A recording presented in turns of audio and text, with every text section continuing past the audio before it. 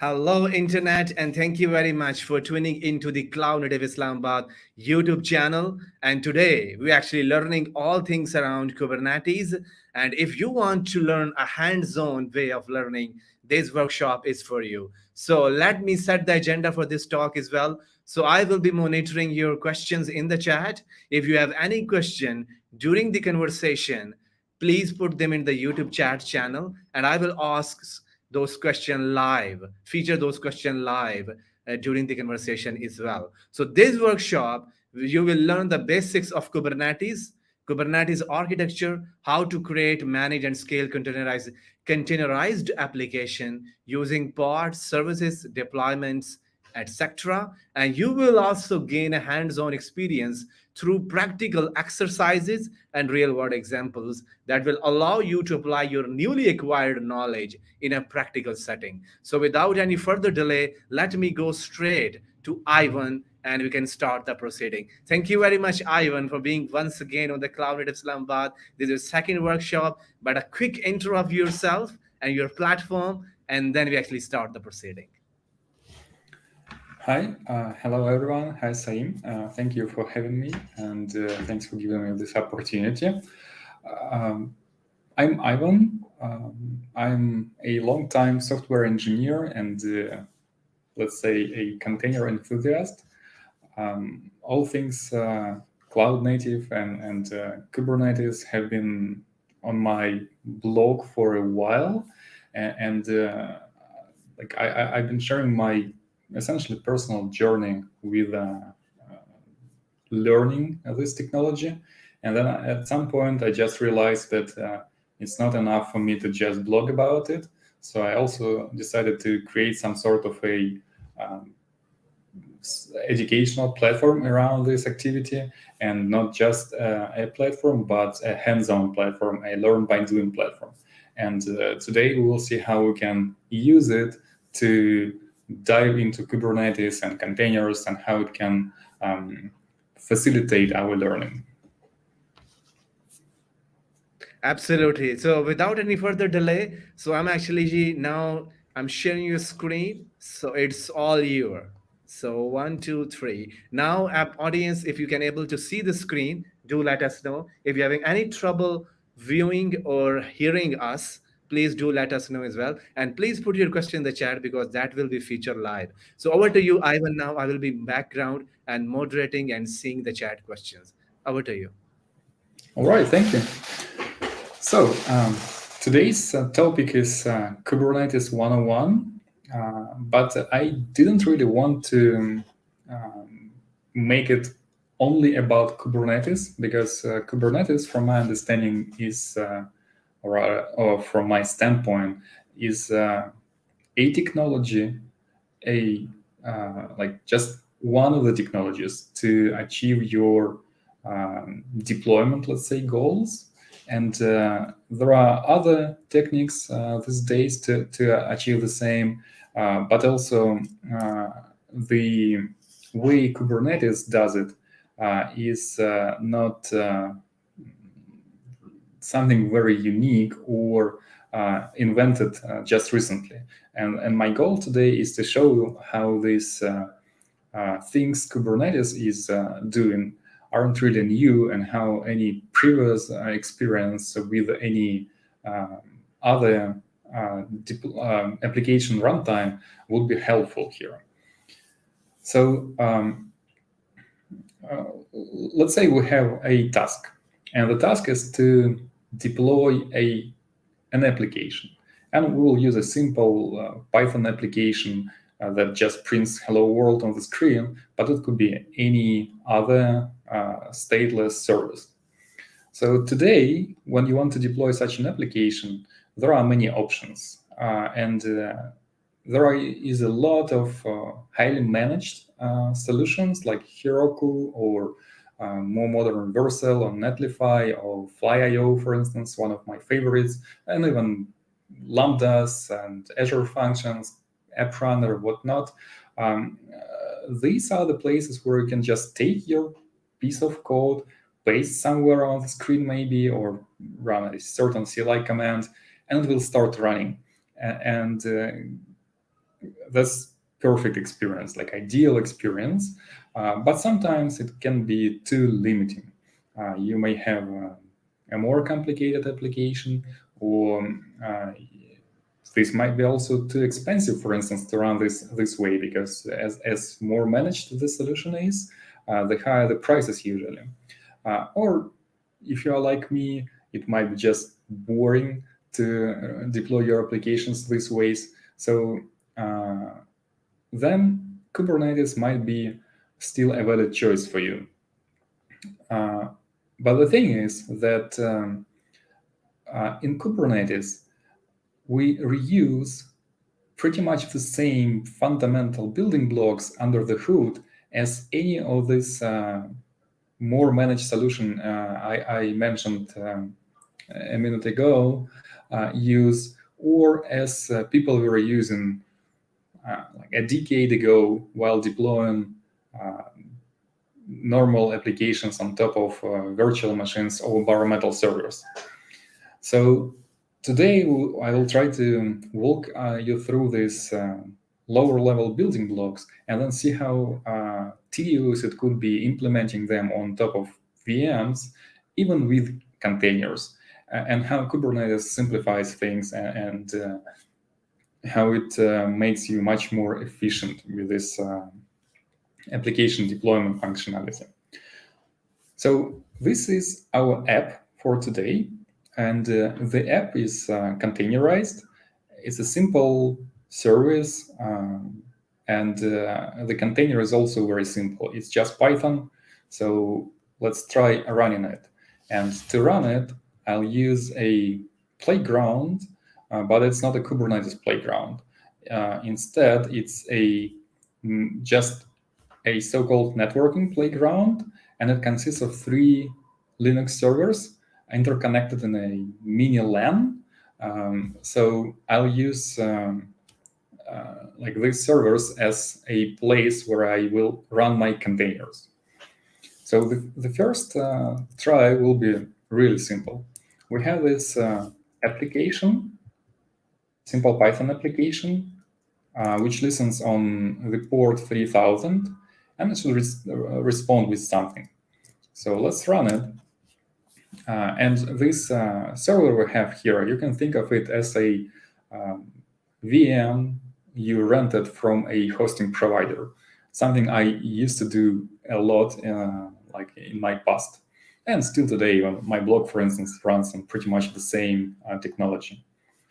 So now we have this application up and running on port 3000, and this is a VM which would normally have some sort of a public IP address. Not in this case, but we still can expose this port to the outside world. So let's make it happen. We can think of it as an alternative to getting a DNS record for your IP address. And now if we open it, we should see the response from there. Like, all right, works. So right now, if we look at some sort of a visualization of this process, it would look as follows. So we have deployed a containerized application, one instance of it, on a server with a certain API address. So if we get back to the server and see its IP address and processes running, we should be not surprised. So it's has an IP address, and it has just one Python process running on it. The thing is that most of the time, this will be too limiting. For instance, you don't really want to handle TLS from your Python application. Most of the time, despite the fact that in this case you use an application server like Ubicorn to handle HTTP for you, you still want to put a reverse proxy in front of such an application. And this reverse proxy, like Nginx or Envoy, it would be responsible for terminating SSL sessions, for buffering and preventing denial of service attacks, at least on the some trivial of them. So something you would really want to have would look like that. So you have your web application running, and right in front of it, you would have a tiny little sidecar reverse proxy that would accept the actual traffic and then send it to the application. So let's see how hard would it be to achieve on our setup. That would be our reverse proxy container. Again, it's relatively simple. It has Nginx configured, and Nginx itself just forwards requests to the application. To run it, we would need to create a network, because with a default Docker network, it's somewhat more challenging to communicate between containers. So we will create a separate network, but you could also use Docker Compose, because it's still everything on a single host. So we can go back, we can terminate this one, and we can start a new one.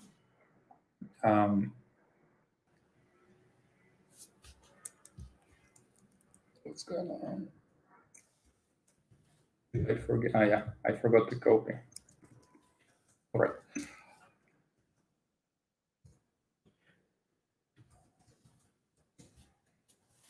So now we should have pretty much the same results, because nothing really changed.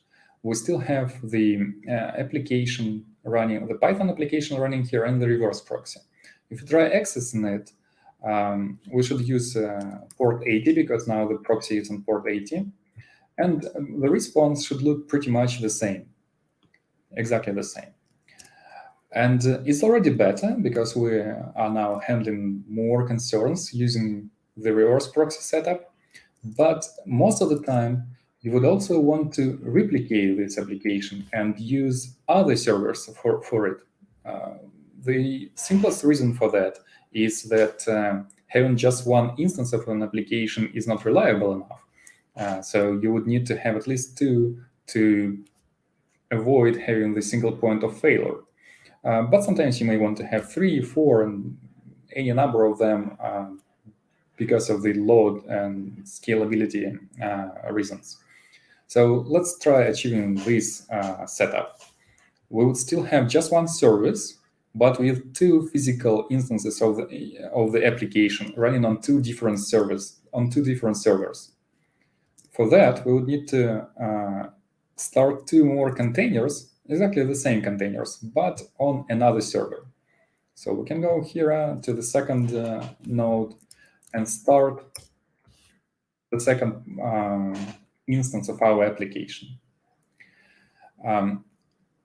Obviously, when it will be up, we will be able to expose it as well to the outside world, because this server as well has an IP address, and we can contact it from the outside. So not a big deal. The problem is, so that's the first one, that's the second one. The problem is that from the user standpoint, from the consumer of this service, you would probably want to have a single point of entry instead of 2 different points. So we somehow need to organize service discovery in a way, and create a single ingress gateway to then load balance requests between these 2 instances of your application. So this is also not too complicated. The representation would be like that. So you still have like n instances of your application, but from the external consumers, they are represented as a single entry point. And for that, we still can use something like Nginx or HA proxy or traffic, whatnot, but we would need to deploy it separately. And this will be a slightly different configuration, because comparing to the reverse proxy we had before. So the application instances will each have a reverse proxy for a reason that I'll show in a second. But in front of them, we'll also put another proxy server to access all of them. Now, if we try deploying it, the configuration will actually have a fixed list of upstreams. So this server corresponds to the first node, and the other server corresponds to the second node. But the proxy is in a way similar to the proxy configuration is similar to the reverse proxy we had. Oops. So now let's try deploying it, but we will use a third server for that. And all of these servers are connected into a single private network. And this time we will expose port 80, but from this front node. And if we start now running it, we should see different responses because the load is balanced between two different backends.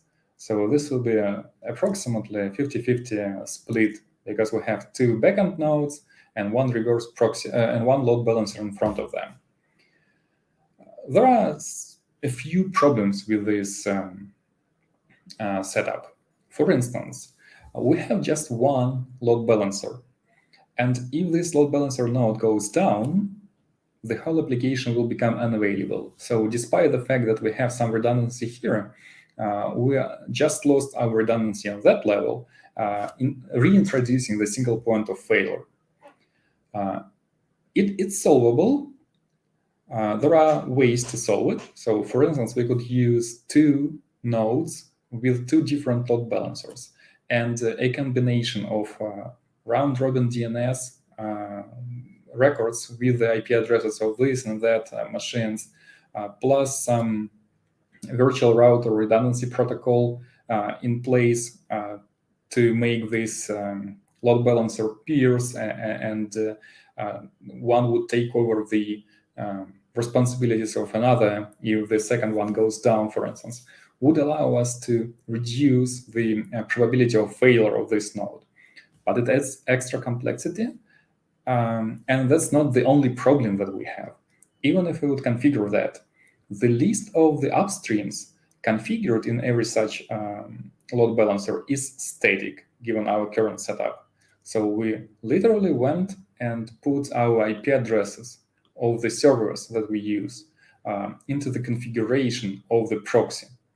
And it may be fine if you have a limited number of machines, like 2, or 3, but even with just 3 upstreams, the setup becomes pretty complicated. So you have two load balancers, each with 3 items, and if one of these servers goes down, you need to go and update somehow all those configurations on the load balancers.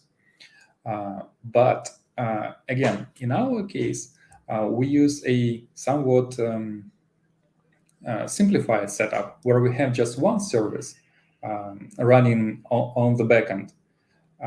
But in the real world, you often have something like that, where you have 2 different or 3 or 5 and different services running in your internal network, and with n instances of the application in each of them, and you need to load balance between multiple of these services.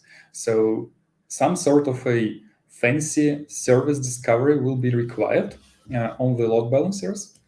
One of the ways to achieve it, and something I configured in the past several times, is that you would go to every of these worker servers, you would put traffic there, and traffic has it's a load balancer and has this unique ability to go and dynamically discover your running containers if they are labeled properly. So a single traffic instance would know everything about services of type foo and services of type bar running on your single instance on your single server. And on another server of the same kind, another instance of traffic would also know everything. And then the load balancer would just need to know about all these traffic instances, which would be 1 per server. So that way you can organize it. But it all requires you quite a bit of setup. And then if I now go and try testing this, like in a way load testing this setup, let's see what happens actually. So let's start another playground, this time something simpler, just a normal Docker playground. Oh, no, I cannot really do that. All right, let's try doing it this way. So let's try load testing our setup.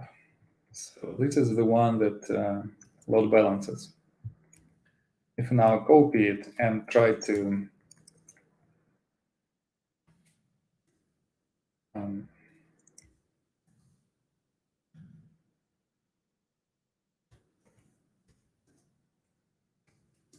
send in a bunch of requests to it, we should see a certain all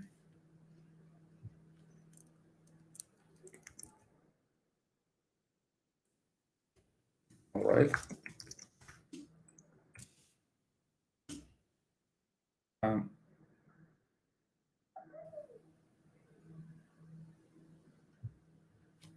All right.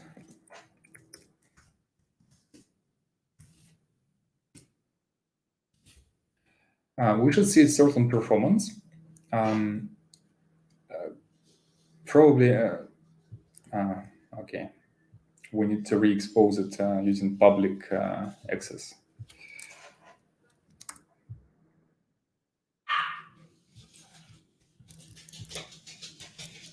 So we should see a certain performance, and then let's try terminating one of the nodes, and let's see how it impacts the overall service performance.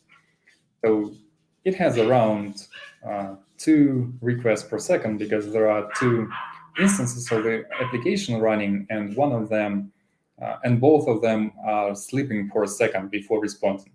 So now let's go and do something nasty. So let's terminate one of the boxes. Not for real, but let's just stop the traffic.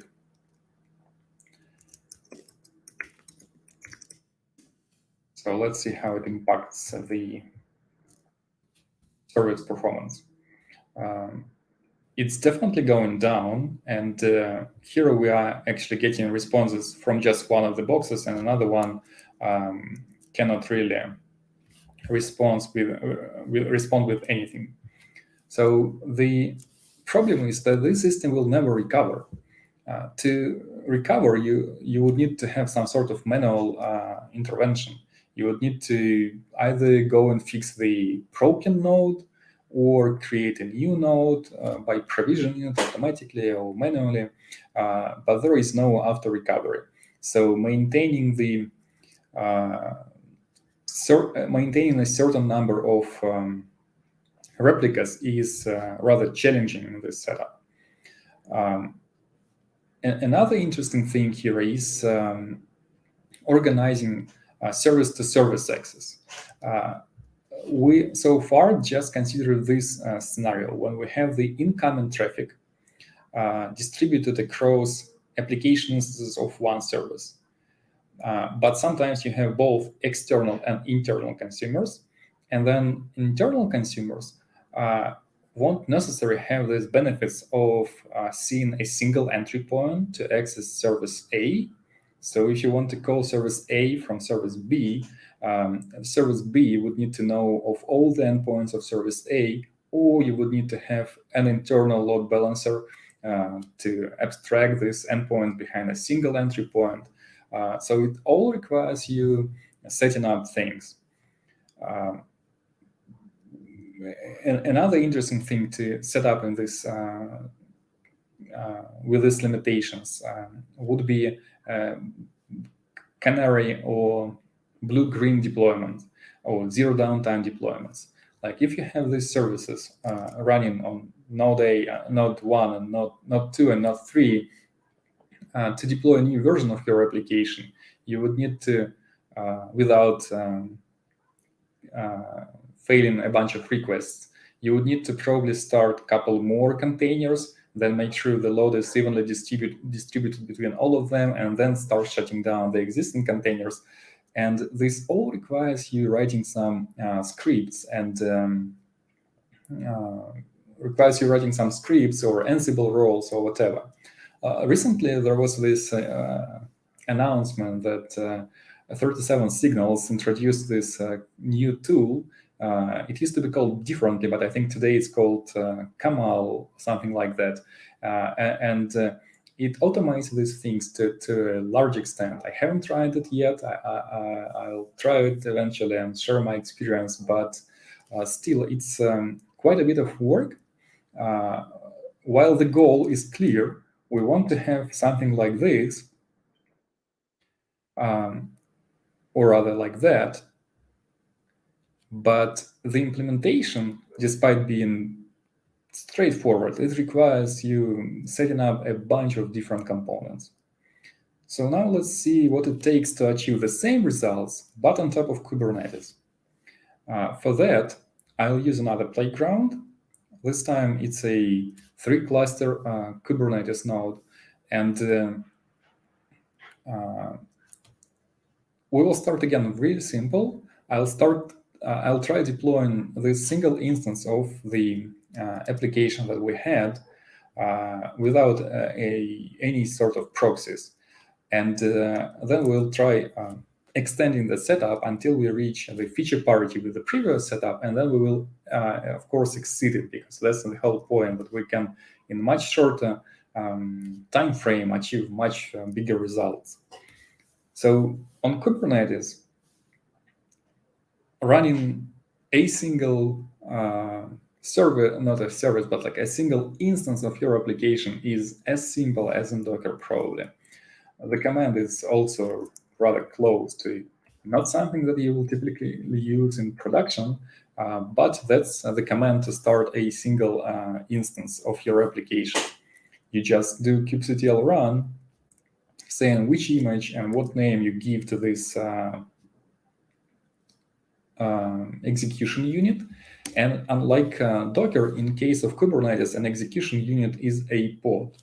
And we will see in a second what a pod is. So let's try looking for a pod in the default namespace. And here is our pod. We just created it. A pod, you can think of a pod as a group of containers in Kubernetes. But the most important part of that a pod is pretty much the same thing as we had at the very beginning of our discussion today. So it's something like an instance of your application, an addressable instance, and it's running on a server. And the server, in case of Kubernetes, is called a node, but in the end of the day, it's still a normal server. So now let's take a look at this pod, like a closer look. It has an IP address. It may or may not be reachable from your Kubernetes servers, depends on your networking plugins, but it should be reachable from the outside if you expose it properly. It has a certain manifest, which is a fancy name for a configuration. And in this configuration, you can see that it has a name, it resides in a namespace, and it has just one container in this case. And this container uses the app v1 image that we asked it to use. And now let's try accessing it. But it also is relatively simple. We need to expose it. By the way, close this. We need to expose it using a similar to Docker publish command, like a similar to Docker publishing functionality command. And when it's exposed to the internal node, since we're running inside of an isolated playground, I also need to expose it to the outside world. So I can copy this, I can access this via this fancy random DNS record, and the output is very similar. Although this time the host name is slightly less random because we specified it. So that's it. We achieved the feature parity with our simplest setup.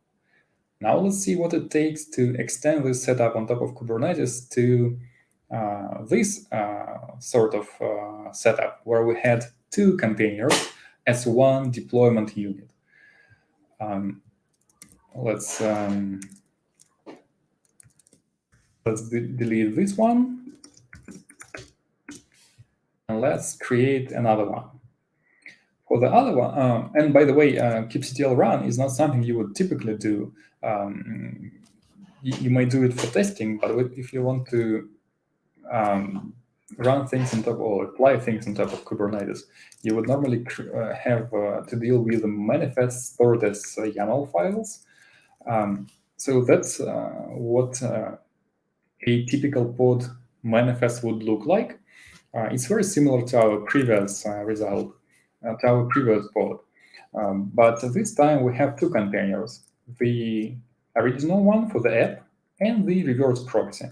And the reverse proxy will be deployed alongside your application container. So now let's try applying it. And let's see what it results into. So now we have a pod with 2 containers. Oops, the application container started, but the proxy container is failing. So that's a bit unexpected, but let's try investigating it. So how can we investigate? Normally in Docker, you would go to the logs of your container. So the procedure is no different in Kubernetes. We can, of course, check the status first, but I have a feeling that the status of this container will be just failing or something, and there will be no exact error information. So let's try our luck with logs. Getting the logs on Kubernetes is relatively simple. So it's Kubernetes kubectl logs for our application 02, and we need to specify the container explicitly. And since the proxy is failing, let's take a look at the proxy. So the problem is that we are trying to deploy our previous application, which used to be running on-prem, if you will, and on top of the VMs, even though in containers, as is, without any changes. And the configuration used to be pointing to a local container that would run in the same network called app. Of course, when you deploy it as a Kubernetes pod, there is no Docker networking magic for you, at least in the same way Docker does it itself. There is still some, but not exactly the same. So we need to do a little trick to fix this misbehaving pod. And the trick is that you are essentially injecting your app host name into the etc host file, but it will, with like a little adjustment of your pod manifest, will fix the whole application essentially without making any changes to the actual application code, which is rather amazing. And it's one of these. It's one of the Kubernetes superpowers. It allows you to redeploy your existing applications without onto the more cloud-native technology, without making almost any changes, and just by adjusting some infrastructure configuration. So you see, we didn't change images or anything, and now we have it up and running. And both containers are green, and green means ready, so it's ready serving traffic. So by this time, we achieved the feature parity with this setup. Not really impressive. Let's see how quickly we can get to the replicated setup. Oops. So the goal now is to take this application instance and replicate it to have n instances of the same application. In the case of Kubernetes, there is a special construct for this. It's called deployment. So if we now create a, let's try adjusting our pod manifest, because I think it will be helpful. If we now try to create this deployment, we should notice how this deployment is heavily based on the original pod manifest. So this pod manifest describes the instance of our application, a single one. Our goal now is to run n instances of the same thing. So for that, we need to essentially adjust the kind of the resource we're going to create. So it will be deployment, and the deployment resides in a slightly different group. Of course, it will have another name. Let's call it my app v1. And the specification of this deployment will have two main attributes. And one of them is template.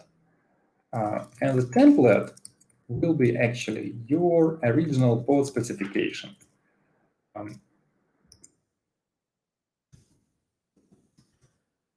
What's going on here?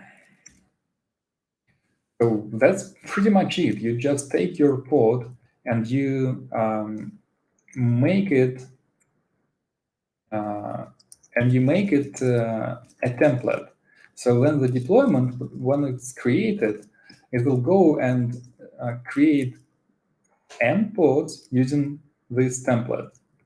So of course the template cannot have a name, because the name will be generated randomly for every pod, but it can have labels. And for the labels, you probably want to use something meaningful, which represents your version of your name and version of your application. So now for the other important attribute a deployment has, it's the actual number of replicas. So it's as simple as just setting replicas, and let's go with something like 5. Let's save it, let's apply it, and let's see what happens here. So we now have more pods. We're looking at them because we have a selector on the left, but we didn't really create any pods. And what we did create was a deployment. So let's see where our deployment is. So now we have this deployment and a bunch of pods running. We can probably remove the previous pod. What's also interesting to see is the replica set object.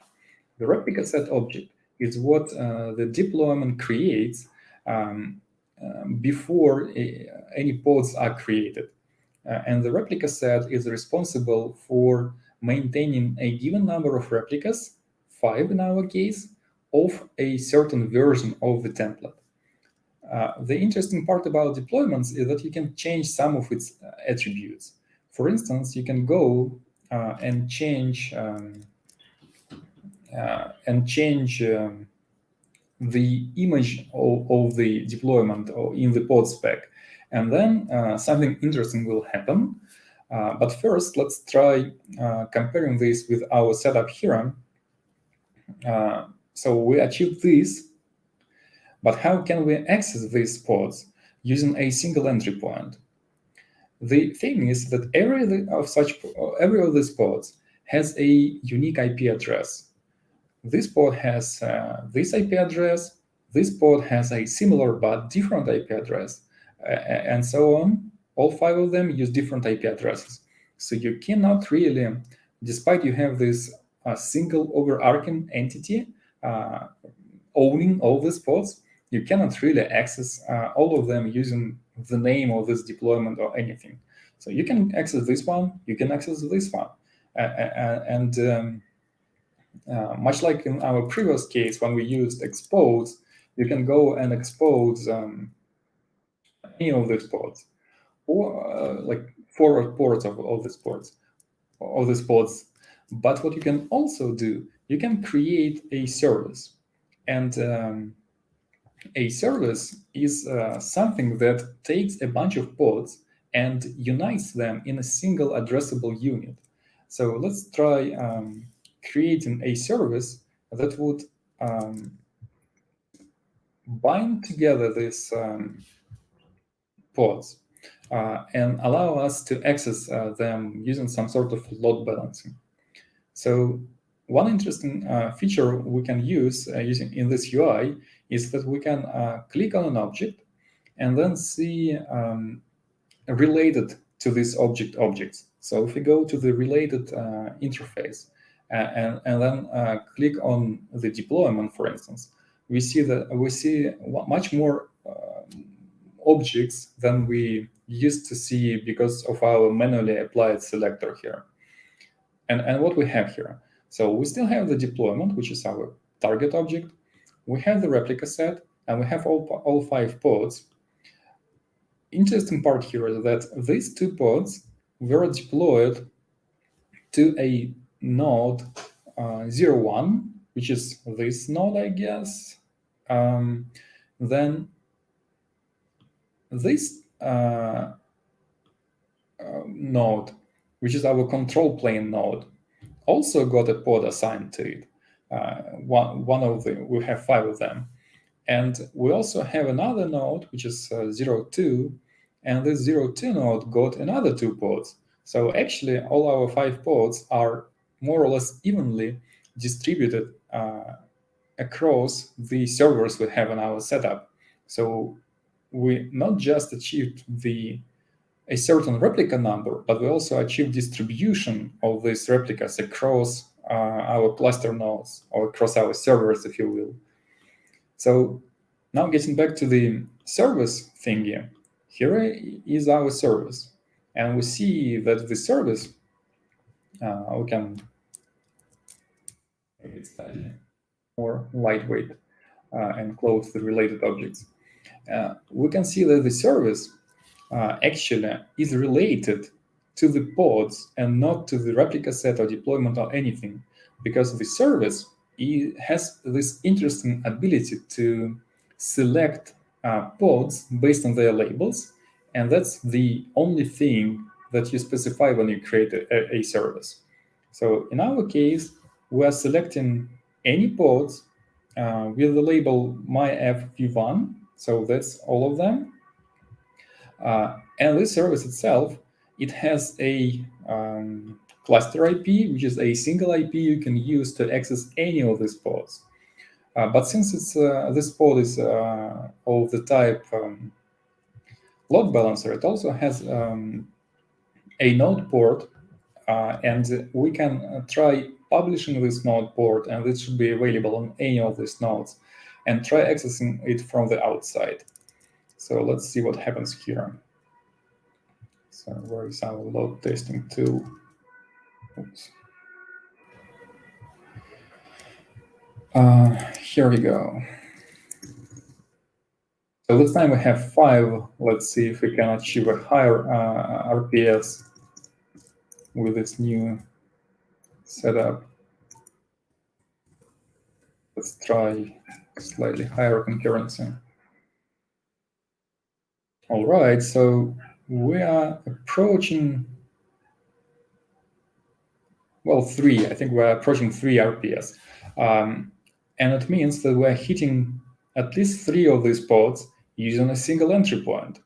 So again, we just achieved this setup with n number of replicas, more or less evenly distributed across cluster nodes, and a single entry point for them, with essentially just a single command on top of Kubernetes.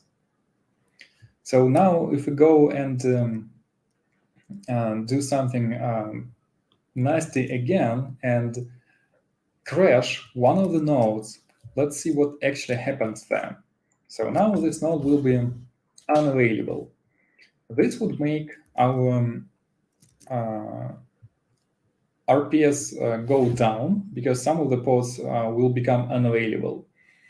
But the interesting thing here is that Kubernetes does not notice it instantly, but it will notice it eventually.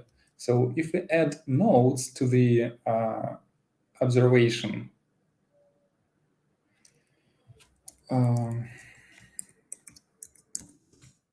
if we add nodes, we should see the. Actually, let's go with just pods and nodes. So here we go. And maybe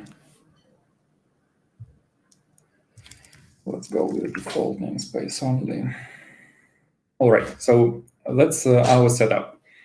We have 3 nodes in our cluster, control plane and 2 nodes, node 1 and node 2, and 5 nodes and 5 pods distributed across them. But we also know that node 2 is down. If we would wait for around 5 minutes, Kubernetes would notice that this node is not responsive anymore, and it would mark it so. But since we have a replica set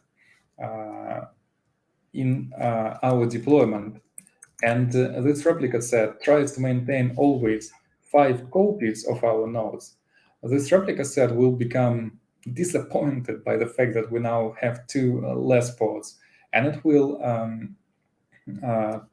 try creating more pods, and all this automatically in a way. To facilitate this process, let's remove this node explicitly, because we don't really have time to wait for 5 more minutes. And let's see what happens then. So the a gone node should result in having the pod as well gone, and then the replica set should. That's interesting. Maybe that's not the case. Anyway, we still can achieve the desired behavior. Like we can, since we don't really want to wait, we can just remove these pods explicitly, and you see what happens. Replica set goes and immediately creates new copies. So this replica set still has 5 active pods running. So given this behavior of replica sets, we just achieved the resilience of the setup essentially for free. We didn't do any extra configuration here. Kubernetes just gives us that. Last but not least, with Kubernetes, we haven't achieved this goal with our original VM plus container setup, but it would be interesting to see how a blue-green deployment of something like it could be organized in Kubernetes. So here we have our replica set responsible for 5 pods, and we have the deployment object in charge of this replica set. Let's try one extra thing first. Let's try scaling this deployment a bit. Let's just focus on the default namespace. So let's scale it to something like 10, maybe. We are trying to scale this deployment, and we go with 10. So 10 copies, please. So you see, we didn't change the configuration of the deployment in any way. We did change the configuration, but the only thing we changed was the replica number, and we didn't touch the pod spec template itself. So nothing really changed in the replica set except for the number of replicas. But now let's go and change the image name in this deployment, and let's see what happens. So for the image, we now have this application v1 or v10.0 deployed. Let's bump up the version. What happens here? We just lost couple pods, and couple more were added. Then we lost couple more pods, and couple more were added, and so on and so forth, until there is no more pods left in the previous replica set, and the new replica set has the previous number of replicas in it. So we just migrated with a single, with essentially no change. We just updated the version of our image, and we got the essentially blue-green deployment for free. We weren't terminating all the pods simultaneously, so there wouldn't be normally any drop in traffic. And we were gradually going from one set of pods to another.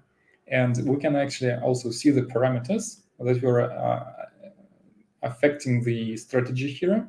And the default configuration for a deployment is to go with this rolling update behavior and with essentially groups by a quarter of your current headcount.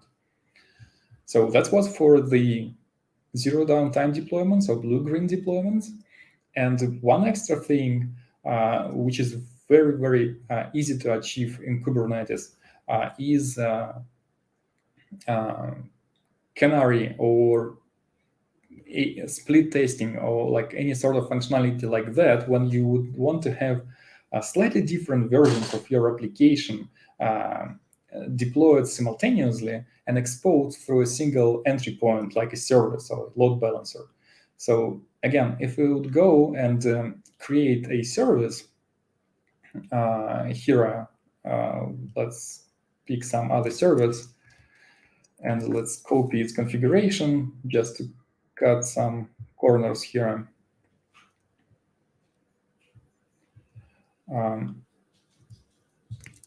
Oops.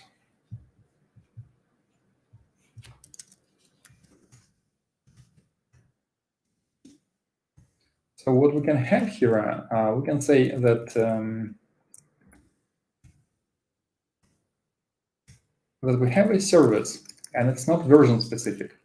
And this service, I'm just removing the previous like unrelated stuff from it.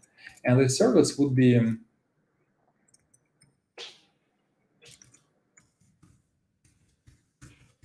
the service will be targeting. All right, let's go something higher. And this service will be targeting the application, which is also all the pods, which are also aren't version specific. So what will happen then? We would need to adjust our deployment configuration to have two labels. Let's call this app version, and another one would be just the app itself. And this version will be running the, so that would be v1.0.0, and this version will be running the original version of the image, this version of the deployment. Let's copy this to the second version.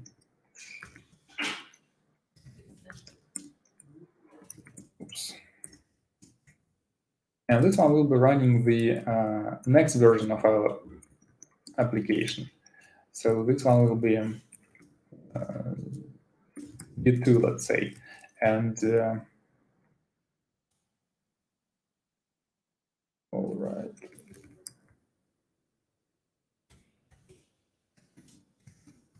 Check that we did everything right here. Not exactly. So let's delete the previous version and let's create two new versions.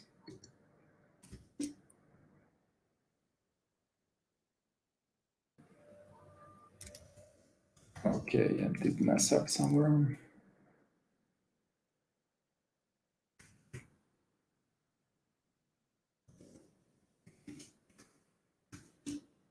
Okay, the first one is done, and the second one is so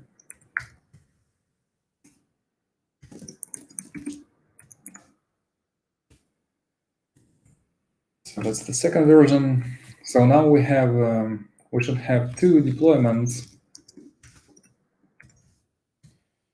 and they're almost the same, but they use slightly different labels and slightly different versions of the application. So the hierarchy is like that. We have two similar but independent groups of pods. And now if we go then and apply the service configuration, some sort of magic should happen. And the service will be actually targeting all the pods from both deployments. So this way, you can achieve canary deployments, because you can say that, all right, the second version of my deployment will be running actually just one or two instances. And the first version will be running most of them, essentially achieving the natural traffic distribution. So like 90% of your traffic will be served still by the version 1 of your deployment, and like only 10% will be served by the version 2 of your deployment. And again, it's all coming from essentially out of the box in case of Kubernetes. So something we could only theorize about in our VM-based setup, or achieve by applying a bunch of fancy bash scripts and Ansible roles and whatnot. If we would be using just containers and VMs, we can achieve with simple commands or manifest changes in Kubernetes. That's pretty much it, what I had for today. I encourage you to go and experiment as much as you can with any tooling that was mentioned today, and just don't be trusting any documentation that you read. Always go as deep as you can into detail and like see it with your own eyes. The most efficient learning is learning by doing. Yes, absolutely. I completely agree. I think us audience will notice the power of tooling as well, because one thing I really, when I started learning Kubernetes, is how to do the rolling upgrades and upgrades are really painstaking as well. Like if you look at the YAML file, some of the values it brings in, it doesn't give you the common initial sense what these values, how these values exist, and how they actually, what they are doing in the rolling upgrade as well. But having a diagram, having a detailed version of how you actually doing this in the platform is actually making more sense for a lot of the beginner, because how the replicas scale up and scale down, it's extremely difficult to understand. So previously people watch your wonderful diagrams, now those diagrams are now becomes automated, and that you can feel from these commands how the things actually work. That's great. Now I might be people thinking like the way you actually think doing things in your playground, how do we able to do achieve the same thing? So can you describe, like, if people who actually join us, they can go to the labs.xms.com, how they actually going exploring the same stuff that you are doing? Absolutely. So all these playgrounds are available, and the materials that I was using for this workshop, I will make them public as well. So you will be able to essentially go through the same path. And starting a playground like that is as simple as clicking on a button. Like in my browser, you can see that it's a dev version, and this one is behind a firewall, so you won't be able to access this. But you can still, of course, go to the public version of this platform, and the public version is on par. There is significant feature parity with my development version. And something, for instance, that I added essentially yesterday, and a bit even today in the morning, was this networking playground, for instance. It's the very first of the kind on this platform. This networking playground, it has 3 nodes, while the rest of the playgrounds were single noded, and you would still be able to benefit from trying any popular containerization tools like Docker or Podman or Containerd or whatnot. In this case, you can also try experimenting with this multi-server setups and see how things are distributed, load balanced, and whatnot. And you can have all necessary tools at your disposal. So you have this fancy embedded IDE thanks to Code Server. You of course have the loaded VM with all the necessary things pre-installed, and a bunch of tools like Crane, for instance, or RecCTL, like all of them are available on these nodes, and you can start a node in just one click. Go pick a node of your choice. It could be a Kubernetes cluster, a somewhat more lightweight Kubernetes cluster, a Golang playground, even Node.js playground. Or if you feel like you are a bit lost on your journey and you want to have a more guided approach, you of course can pick something from the growing list of the materials we have here. And in these materials, sometimes you can get even a whole syllabus where you have like a learning program with some modules and a path through your learning journey. And on the way, you will have this some sort of a exercises that you can perform first by just copying the commands or rather typing, and then seeing how your solutions are being validated. But when you are done with the main program, like with the theoretical part of it, you can get to the practice part of this like modules. And in the practice part, you are still asked to run a bunch of commands, but you're not given with these commands. So you would have this playground up and running for you. And this playground, this exercise, for instance, it asks you to create a namespace using CTR, which is the command line client for containerd. And like you cannot really do that if you don't know it in advance, or if you didn't read the previous materials. But these hints, they won't really point you to the right command, because otherwise you will not remember it. So you need to somehow scratch your head, go reread the article, Google something or something else, and only then you will be able to create the needed, like make the needed change to the playground, and the solution checker will automatically verify it and maybe guide you through the process.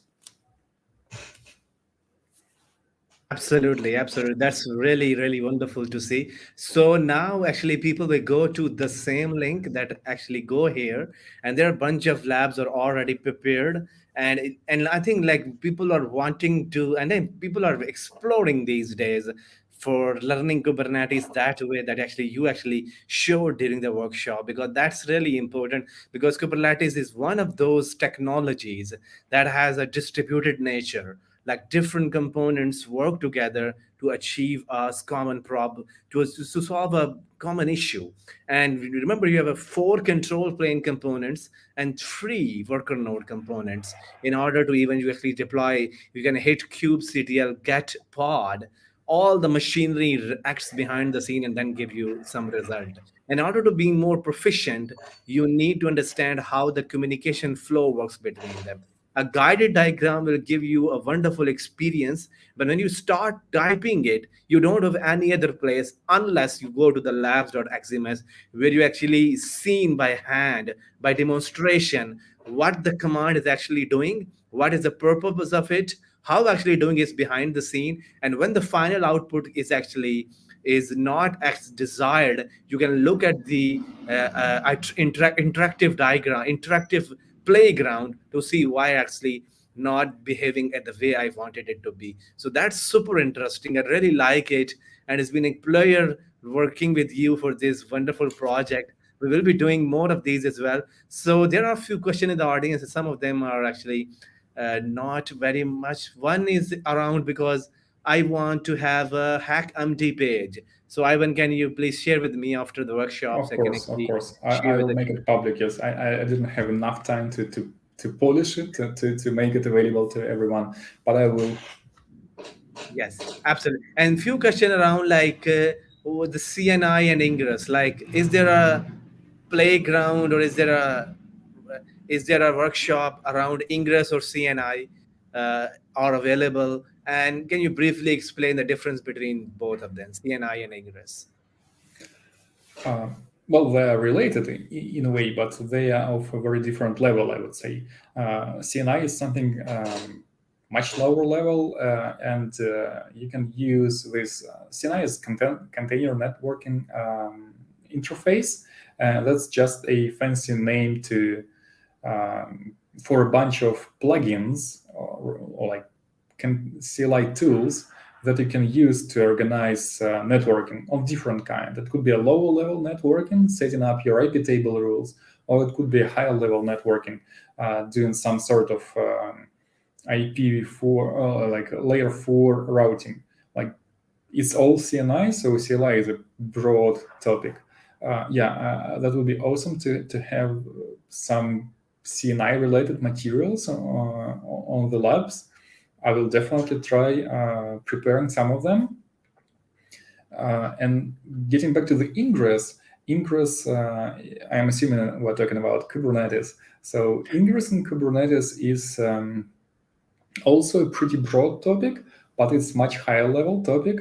And like most of the time when you think of ingress, you are thinking in terms of layer 7. So it's the HTTP requests and the way they are routed and the way they're hitting your services. While when you're thinking CNI, you are thinking like IP tables and how packets are floating around. So, but CNI is used in particular to help you organize your ingress.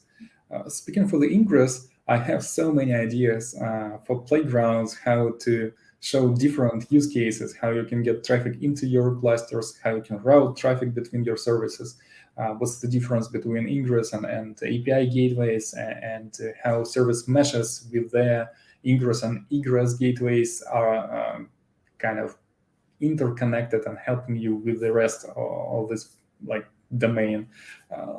Just like millions of ideas, and I hope I will be sharing more and more materials in the near future.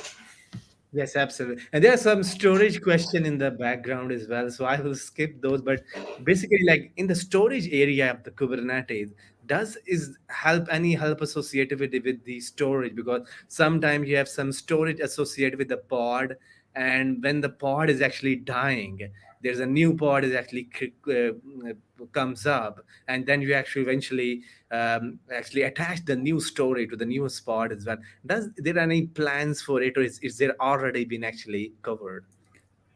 Um, so um, I encourage everyone who like is curious about this behavior to just then go and deploy this pod or two pods and then terminate one of them, start another, and then see what's being persisted and what's not. That's why we have these interactive environments to go and play with this, to go and see with your own eyes how this stuff behaves. Yes, absolutely. And there's a one question for the Miguel. I'm hoping I'm pronouncing your name correctly. Before going into the Kubernetes, seems that a lot of people know Kubernetes, but can't explain some basic knowledge in detail. Do you recommend any book or base knowledge to acquire before jump into the Kubernetes world? I think that's a very great question. Absolutely, that's a perfect, I think, question for this particular workshop, because I Yes. didn't really wanted to jump straight to Kubernetes today. Not sure if I succeeded, but my goal was to show how this whole Kubernetes thing is not different from the traditional approach where you would go and run your instances of your application. It could be a container or it could be a daemon controlled by systemd or supervisor, whatever.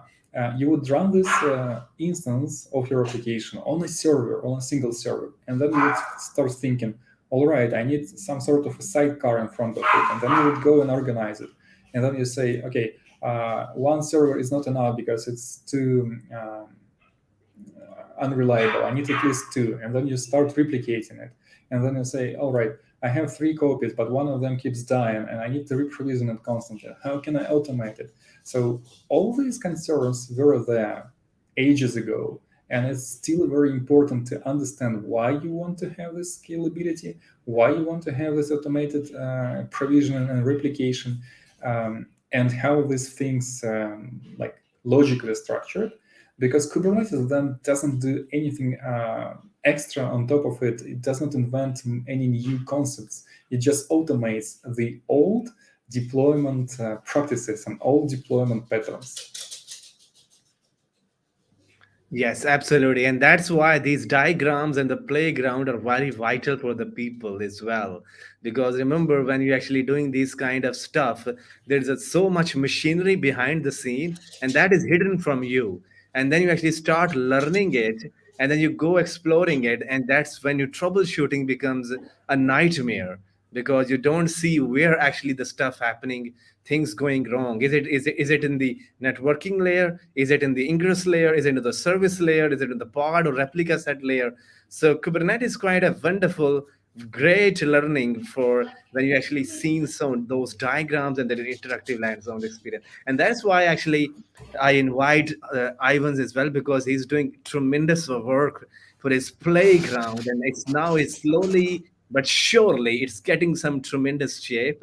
The way is actually some of that newly things you actually think. One of the things you actually should really shine for all of the people, I think, in the workshop is how you can actually see the rolling upgrade happening live in the playground. It is super important. One of the things that people really like about Kubernetes is these rolling upgrades and high availability, zero downtime, and those things actually really shines very well when you have those kind of data. But currently, we don't have those kind of tools available in the internet as a free. But lab.xms is actually the place for you, that you can spend more and more time as well. So now, Ivans, thank you very much. So I won't take much of your time. And number One one, last thing, yes, labs are available and they are mostly free to access. Um, but also, I have this new open source tool called Kubernetes Explorer, which is yes, essentially this tool that we see here. So it yes. started as a fully embedded thing, but just a few days ago, I open sourced it. So you can download the release. Oh, of course, you can browse the code and adjust it as you like, and all contributions are, of course, welcome. But if you just want to try it out, it's as simple as downloading the release file, and it's a single binary. So you don't need to have a fancy installation procedure, like nothing, and you can have all this visualization and dynamic experience on any machine that you have around.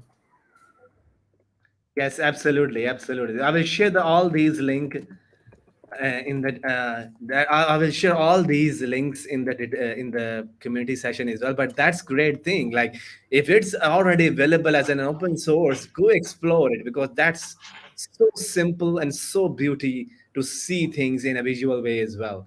So I won't take much of your time, Ivan. It's been a tremendous workshop as well. So hope that I will actually make you busy with these kind of stuff as well in the future as well. We might take another round of it after the Q4 down the year as well. But it's super useful, super handy. And please do comment some of the things you actually learned today, and things you actually really like about the playground, because that's playground for the community and for the beginners and the practitioner who want to learn and who want to get up to speed with Kubernetes skills. So your comments are really important for Ivan to have a feedback, so that his feedback actually cover in his platform as well. So those are really really important. So in the YouTube description, in the YouTube chat, I will be monitoring about the few weeks how you're actually interacting with the playgrounds, how you experience it, how this works in your practical setting, and how much of the knowledge you actually get from these experience, and what are the newest workshop you want Ivan to add in there. That's another feedback is very vital for us. For But thank you very much, Ivan. It's been a pleasure talking to you. Every time I'm doing a workshop with you, a bunch of the wonderful people will stay with us, chatting with us. Always see chats in the YouTube, and really makes us feel happy. But Container Day is one of the workshop I did with Ivan's, also available on this channel. It's been the mind blowing, great. You can learn Container Day from scratch. How this is a way Ivan actually to teach people in public. And thank you very much for your wonderful messages. Hope you like it, and we will be doing again in the future as well. So thank you very much once again, Ivan, and for your wonderful way of teaching style. It really inspires me a lot, and all the audience as well. Stay healthy, stay safe. Have a wonderful day, everyone. Have a happy learning. Thank you very much, Saim, and thank you everyone for participating. And it was a pleasure.